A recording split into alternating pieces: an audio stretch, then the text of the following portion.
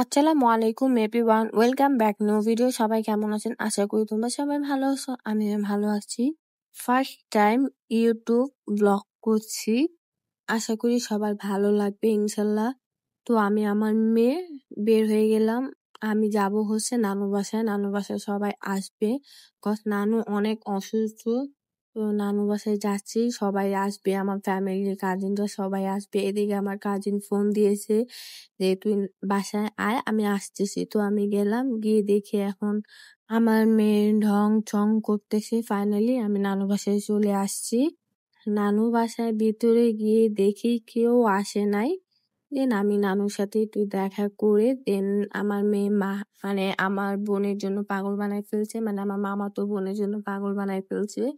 দেন আমরা উপরে গেলাম, উপরে গিয়ে অনেকদিন পর মামির সাথে ভাইয়ের সাথে অনেকদিন পর দেখা। মাশাল্লাহ মাশাল্লাহ, এদিকে ওর মাকে দেখছে, ওর মা কাজ করতেছে আর ও দেখতেছে। মাশাল্লাহ, এদিকে দুইজন মিলে ঝগড়া লাগাইতেছে, এদিকে কাগজ নিয়ে টানাটানি করতেছে।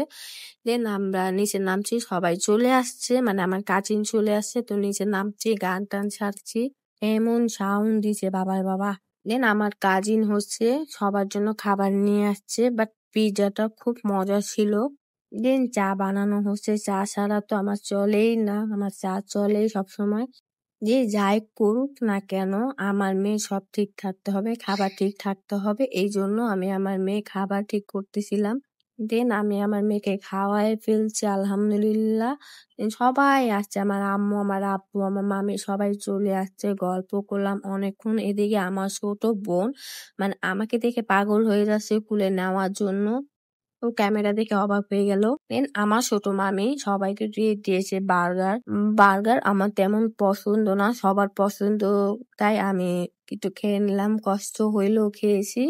দেন আমার কাজিন হচ্ছে বার্গার সবকিছু প্লেটে সবকিছু ঠিক করে নিচ্ছে। আমি দেখলাম এদের কি দিছে, ওটা কি দিছে, আমি খেয়ে টেস্ট করলাম, মোটামুটি ভালোই। বাট খাবারটা ঠান্ডা হয়ে গেছিল, দেন ওভেন গরম করে এনে আমরা সবাই মিলে খাইছি।